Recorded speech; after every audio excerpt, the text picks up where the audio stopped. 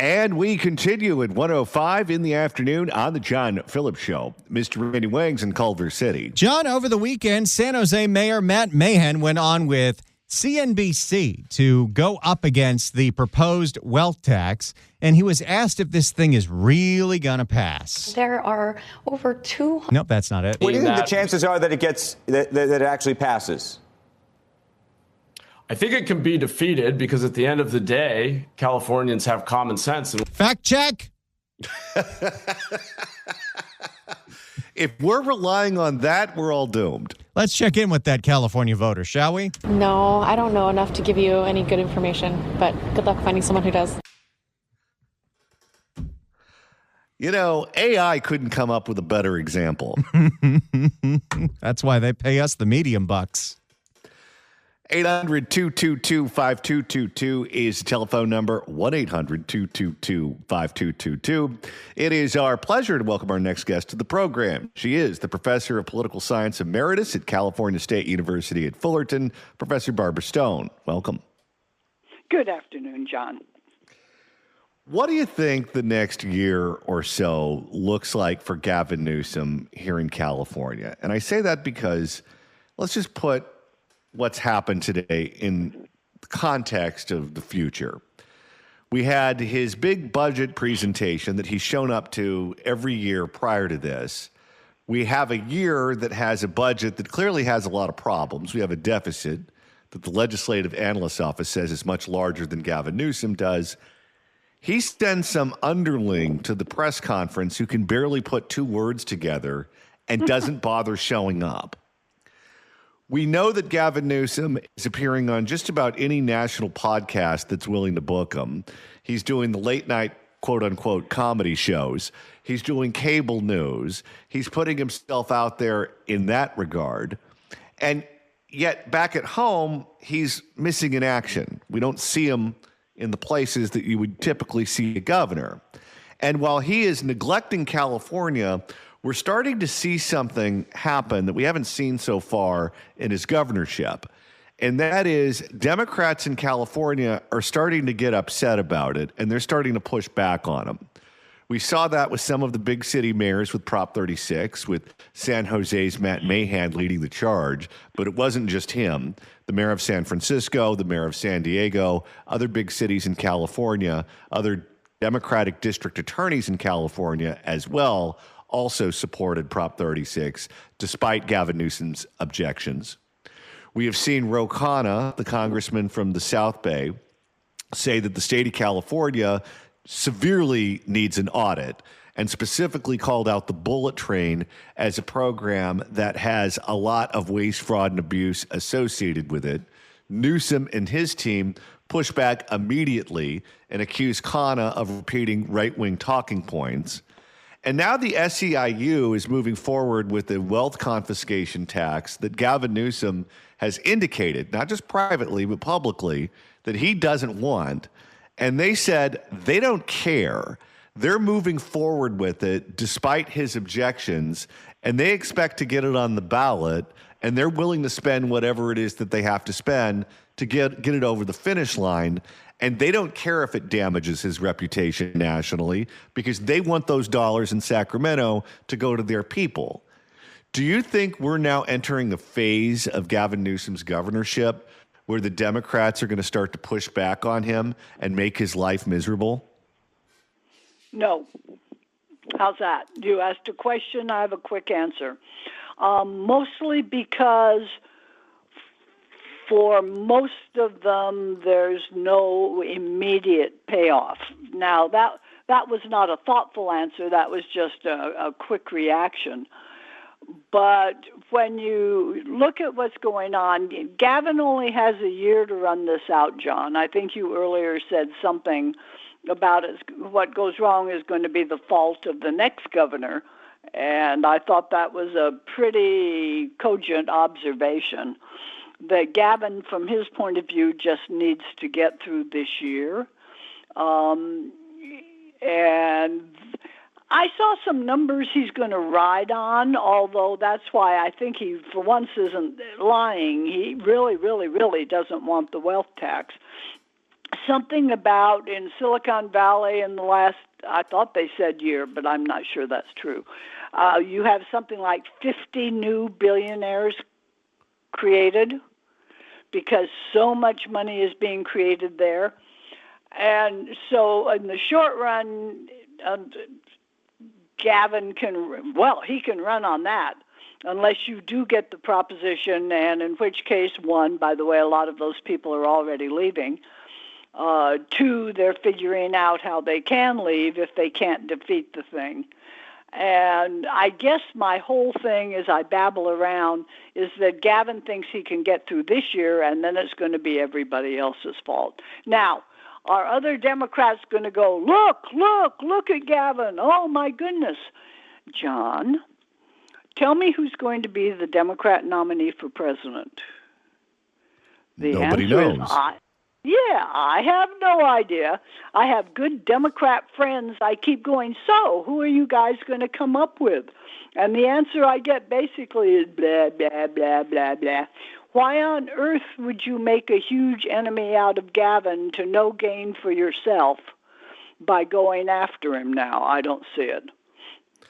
All right, let's talk about the wealth confiscation tax. It's not a wealth tax, it's a confiscation tax because it's retroactive that the SEIU wants. And we have seen a number of Silicon Valley billionaires not just threaten to move out of the state, they're moving their companies out of the state. They're changing their registration to that of being residents of other states. They're establishing homes there.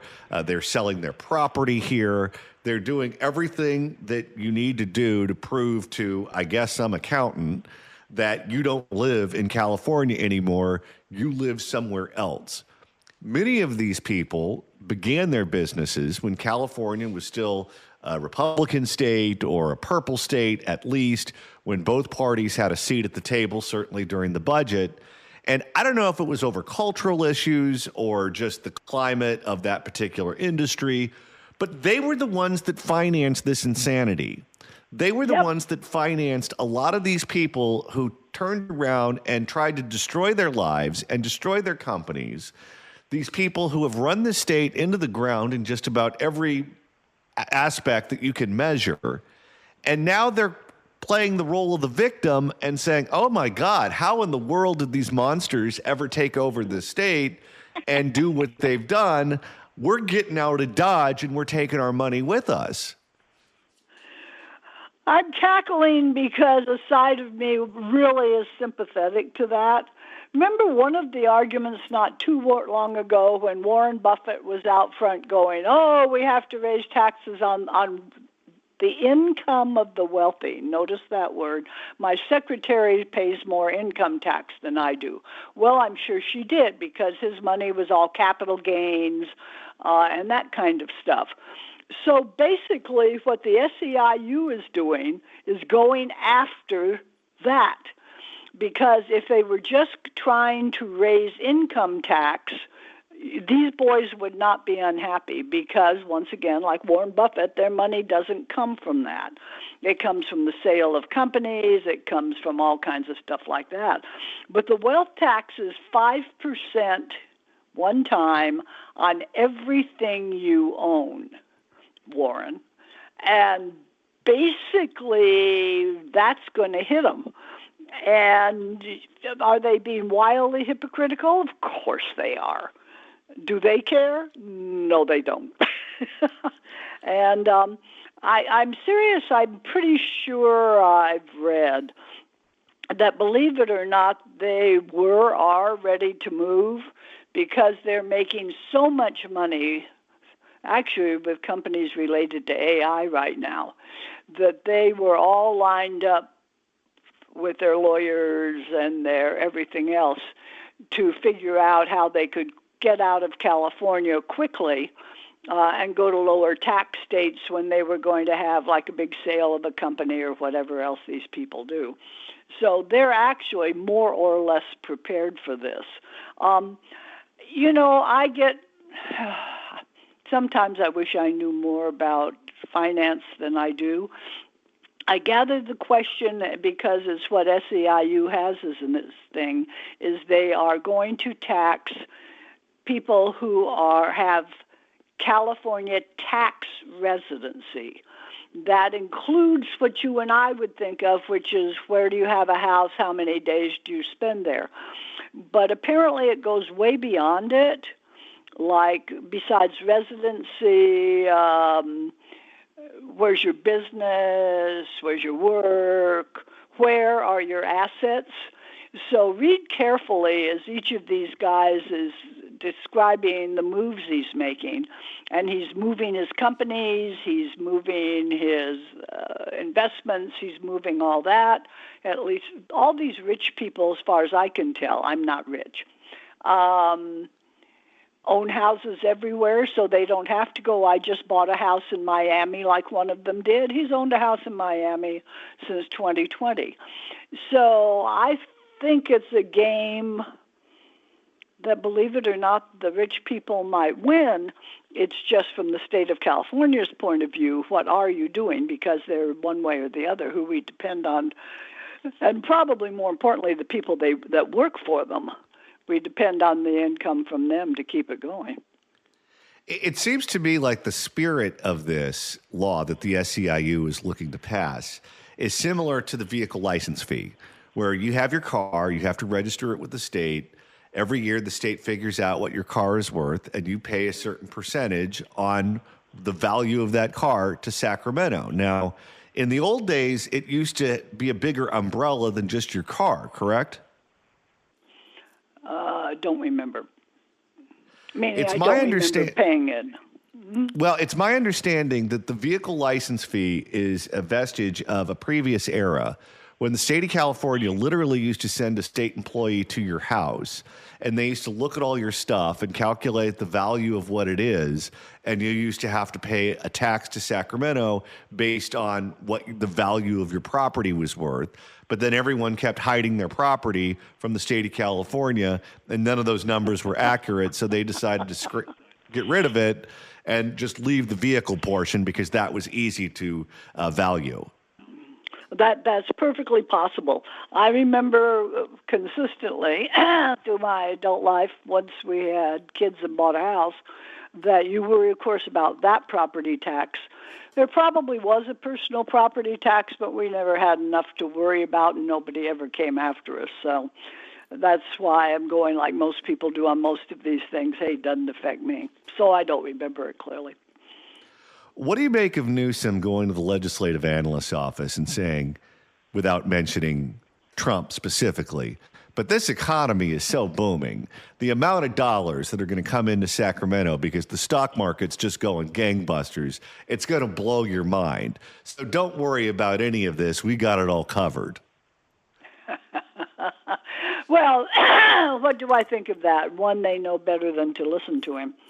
But I guess if John, if you look at the greater scheme of what Gavin wants to do in the next year, you realize he, as you indicated, wants to spend a lot of money.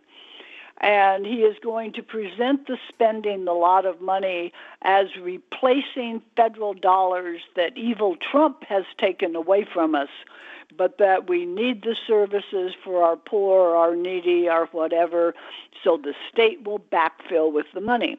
Problem is you need the money. Because we've ridden the feds for some pretty nice stuff. So what he's trying to do is, have I mentioned to him after the next year, he doesn't care in a way. Well, he does, but he doesn't. He has someone else to blame. That the legislature is going to have to pass those spending bills.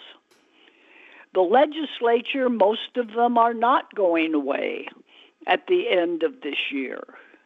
And while this state is overwhelmingly Democrat, I don't know that particularly in my new districts I'm going to want to be writing, well, you're fine, but you bankrupted the state. And they look at the numbers from ledge analysts, and they look at the numbers from Gavin's Department of Finance, and if you wanted some accuracy, which would you believe? And the answer is, of course, ledge analyst.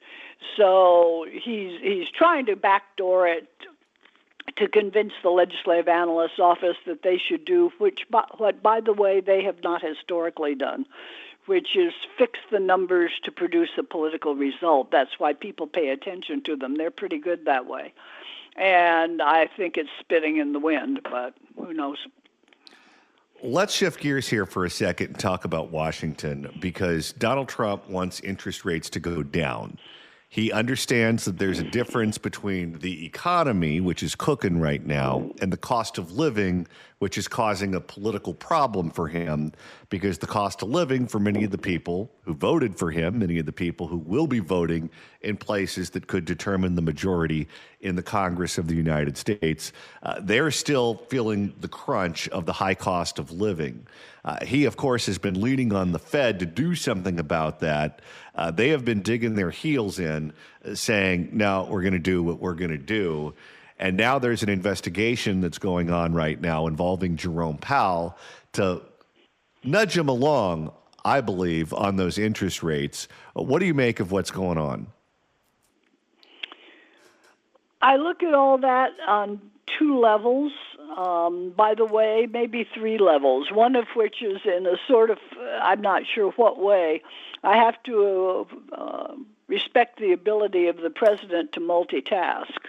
Dear Lord, what have you got going on out there? Well, you've got Venezuela, where you think you're taking over their oil, but the same bad kids are still in charge. You've got Iran, which I'm sorry, has gone marching over his red line, brought in Hezbollah, people like that. He cannot not act. I just don't know what that means. I have some thoughts, but he has to do something there. He's bouncing around on Greenland in a more aggressive way than he needs to, but okay, this is Donald Trump we're discussing, and then he decides to escalate the war with Jerome Powell. John, I'm tired just listing all those things. And it's not as if he doesn't believe on the interest rates. We can discuss whether he's right or wrong, because while tariffs are one thing, interest rates, you really can create inflation that way that you can't get back fast. And that would be really bad for his people, since inflation is something that people are upset about anyway. But to escalate the thing with Powell, I guess I think at this point I would not have done it, but I'm also not Donald Trump. Professor Barbara Stone, Professor of Political Science Emeritus at California State University at Fullerton. Thanks so much for stopping by, and Happy New Year. Okay, John, you too. 800-222-5222 is telephone number, 1-800-222-5222. If you'd like to email the show, you can do so at johnnydon'tlikeshow@gmail.com. That's johnnydon'tlikeshow@gmail.com. And Randy, coming up at the end of the week, we're going on the road. It's Friday. It's almost here. This Friday, the 16th, from noon to 3, Johnny and I will be broadcasting live at the Pineapple Hill Saloon and Grill in Sherman Oaks from noon to 3. It's going to be a lovely Jimmy Buffett Friday. The weather's going to be great. There's going to be great food, great drinks on that gorgeous back patio. Susan Shelley will join us from the Howard Jarvis Taxpayer Association, because this is an important show. Do you know the courts have made it easier to raise your taxes? We need you to come by and sign the petition to save Prop 13. You can work ahead of time and sign that petition right now. Go to saveprop13.com. That's saveprop13.com. Bring it with you. We'll tell you more about your taxpayer rights and protecting Prop 13, but you know where we're going to be. It's where you're going to be too. This Friday from noon to 3 at the Pineapple Hill in Sherman Oaks. We'll see you there. 800-222-5222 is the telephone number. 1-800-222-5222. And right now it's time to open up the California Crime Blotter. It's happened yet again. I see. Time for the California Crime Blotter. And the first edition takes us to a bakery in San Jose. It's one of San Jose's oldest bakeries, where people come to get almond cakes and all kinds of different things. And one crazy guy went in there and caused a little bit of a ruckus that's got people a little freaked out.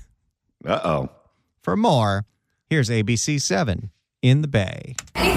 Peter's Bakery in San Jose is a community gem. For almost 90 years, they've been making desserts. I have your chocolate brown almond cake here. Can I grab you anything else, my friend? I've been coming to Peter's Bakery about 60 years. San Jose police are looking for a man who caused a violent... And he doesn't have diabetes? Not yet. Police are looking for a man who caused a violent scene at the bakery last month, and they're hoping the public can help identify him. Oh, my! I hope little Debbie wasn't injured. Peter's Bakery posted surveillance video from December 17th of a man who came in trying to sell cleaning wipes. Wait, what? So that was the pretense. He's going into a bakery and he's trying to sell cleaning wipes to the bakery or to the customers? Who knows? Where did he get these cleaning wipes? I doubt the man has a factory. Posted surveillance video from December 17th of a man who came in trying to sell cleaning wipes. When staff declined, he became belligerent and destroyed equipment. You're really going to buy these things. Look at this mess that you have to clean up. Don't you wish you had cleaning wipes? So, because he's denied the sale of the stolen wet wipes, assuming, he decides to destroy the bakery. So he has a bit of a temper. When staff declined... Do you think drugs were involved? I think they were. When staff declined, he became belligerent and destroyed equipment. When a customer tried to record him, he came back and tackled her to the ground. Oh, boy. That's not very nice. Later in the video, you can see he grabs her phone and smashes it to the ground. This is horrible. He wanted to make sure there was no evidence of this insane outburst except, security camera. Now, when he tackled her, I hope for her sake that he tackled her into the tiramisu, so that way she had a bit of a soft landing. This is horrible. It's a disgrace. This is sad. This bakery has been here for years. Shocking.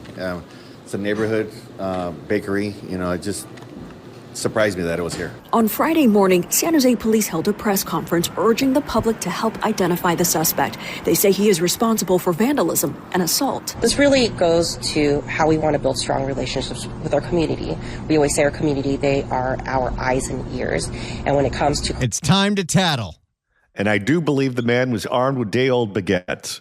And when it comes to crime, once you report it, we want to work closely to make sure that we can get it solved. The co-owner of Peter's Bakery sent us this statement. Violence of any kind directed at anyone undermines the sense of security that binds our neighborhood together. Society should do better than this, and especially for... Well, it's not society.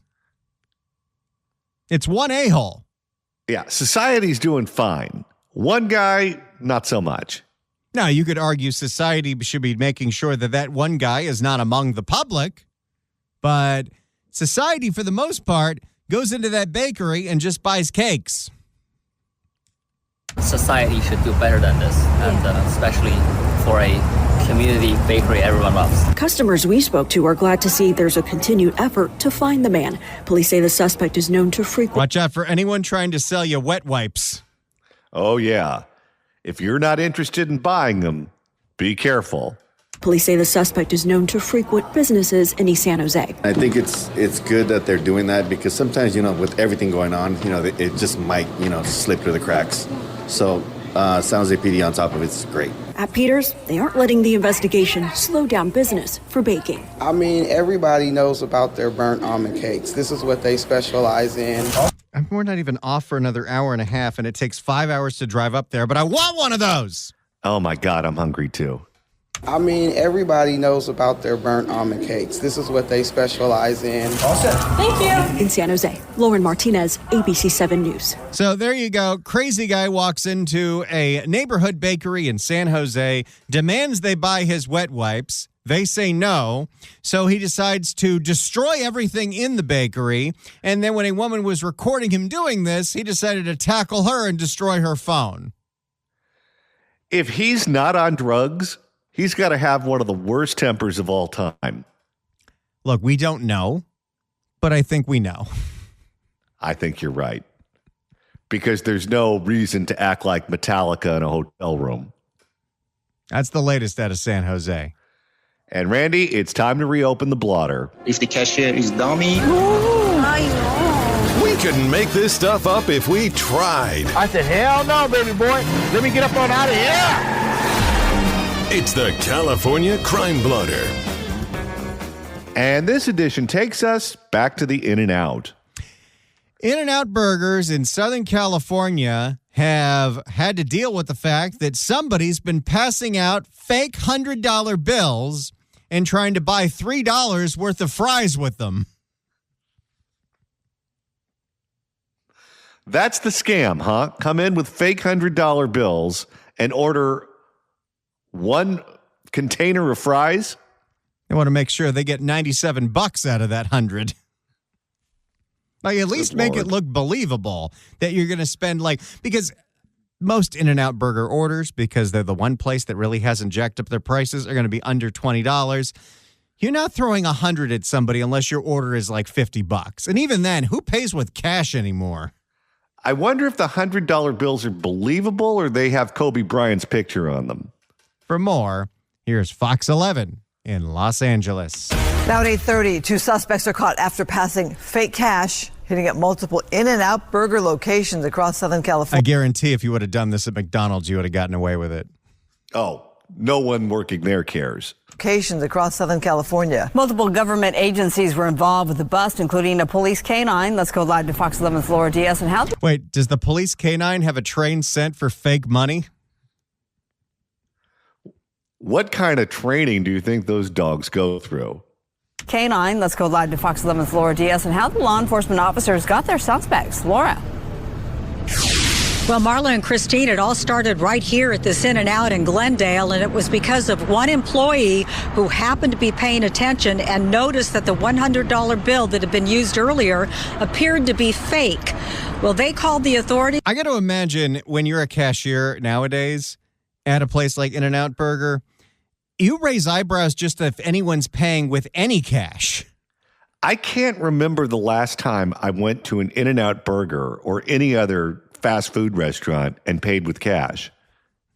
Well, they called the authorities. The authorities checked it out, and it tipped off an investigation. They now think as many as more than a dozen In-N-Outs were targeted by this duo. Let's listen. You pay with cash, you miss out on 4x points on American Express Gold. That's money you're leaving on the table.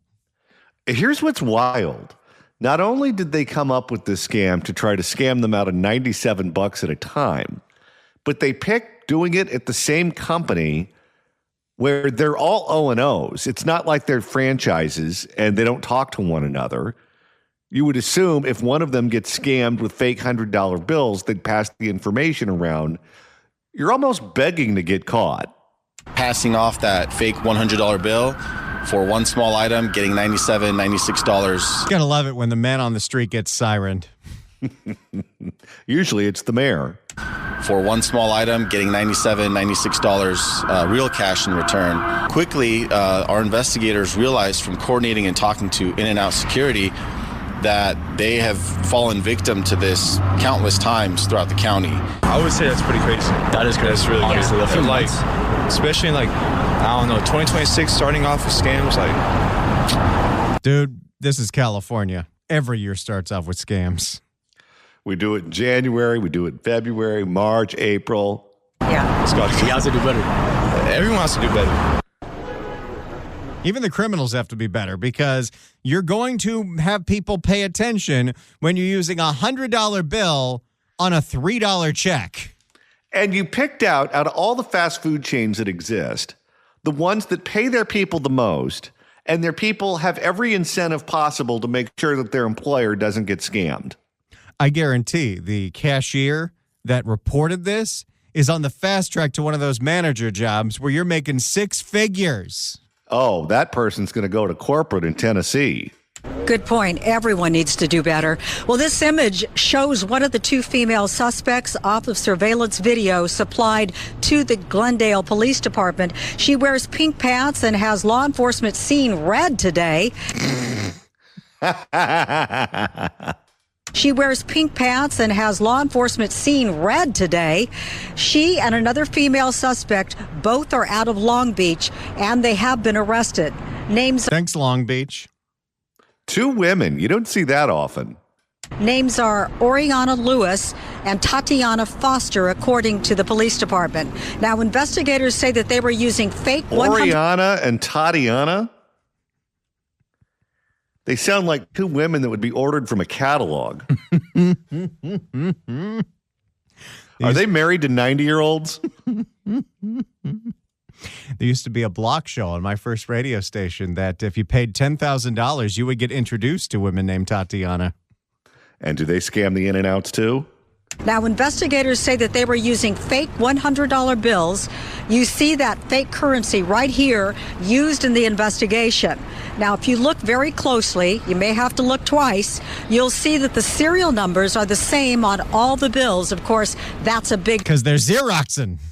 Of course. Tatiana really didn't think this through, did she? You'll see that the serial numbers are the same on all the bills. Of course, that's a big tip-off.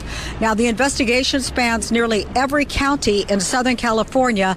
More than a dozen in-and-outs were targeted. Why in-and-out? I don't understand that. Because if you're from some other country, they don't have in-and-outs in Russia or wherever it is that they came from. So to them, they're all the same. They don't know that In-N-Out is a company where the people keep an eye on these sorts of things. Including, they just think that they're going to be in there, scam them, and be out. Including L.A., Cerritos, and Fullerton, just to name a few. Oh, Fullerton, too. There you go. Go Titans. Go Titans. But coming back live here to Glendale, so far we have not spoken to anybody at In-N-Out except over the telephone. They were not supplying a lot of information to us. I will come back to you live again at 9 and 10 to give you more information on the case. But, you know, hats off to that young person inside of there who had the good realization that something didn't look right and then called authorities. Police telling me that sometimes... I didn't know Benjamin Franklin had a mustache. I hope Lindsay Snyder gave him one of those Neapolitan shakes when his shift ended. Police telling me that sometimes when it's just $100, people say, what the heck, let's not phone it in. But if you keep adding up those phony $100 bills... Okay, this is the public awareness campaign that we need to have, and you're not going to see the police do it, but you're not going to see local government do it. It doesn't matter how petty it is. If you don't report crime, the politicians are going to say crime is down. And they're going to call you a liar when you say that crime is impacting your business. As police allege, it adds up to a substantial amount of money. I'm Laura Diaz reporting live from Glendale, sending it back to you two. There you go. Tatiana's going to jail and won't be passing off any more fake Benjamins. Return to sender. 800-222-5222 is the telephone number. 1-800-222-5222. And right now it's time to reopen the California Crime Blotter. It's happened yet again. It's Wild Wild West out here. It's the California Crime Blotter with John and Randy. And Randy, this edition takes us to Stockton, where we've got a jewelry store smash and grab. For more, here's ABC 10 in Sacramento. And yes, just playing that intro made my voice get a little twangy. Can't help it. Here we go. Thank you, Austin. A Stockton jewelry store is recovering after a violent smash and grab robbery. It was all caught on camera at the Weberstown Mall. Gabriel Porras has the video and story you'll only see here on ABC 10. Armed with sledgehammers and yelling at each other to hurry. Bet they stole those from Home Depot. Oh, I think everything involved in the story, including the getaway car, is stolen. Witnesses say this group didn't take long. It was quick. It was in and out, man. It was the craziest thing I've ever seen. This witness didn't want to be identified. Yeah. What, he's afraid of retaliation? Everyone is in the witness protection program that's interviewed in a crime story. Yeah, so I was walking in just from lunch, and then I seen them kind of pulled up in the car. They had shiesties. They just ended up just walking in, barging in. As soon as I seen the guy with a sledgehammer, it's like, oh my God. Just after 5. At that point, you get the hell out of that mall. No hot dog on a stick is worth this. Nope. Just after 5 p.m. Friday, right in the middle of the evening rush, Stockton police say it happened at a jewelry store inside the Weberstown Mall. I'd say around a minute, because it was just they were in, they smashed the windows, the little glass windows things, and then they just dipped out. If they can do all of it in a minute, There's no response time that possible to stop that. No, and this is why whenever you see a man on the street interview after one of these stories and they say, well, times are tough and people are trying to feed their families, that's not what is going on here. These are professional criminal organizations who are very good at what they do. This is their job. This is their profession. They've put in 10,000 man hours. They've done the reps. In 1 minute, the four were gone. Law enforcement missed them by just seconds. It's going to be a smash and grab. We're still trying to get further. Police radio traffic shows how quickly it unfolded. Officers arrived at the mall less than a minute after the call. Hey, that rhymed.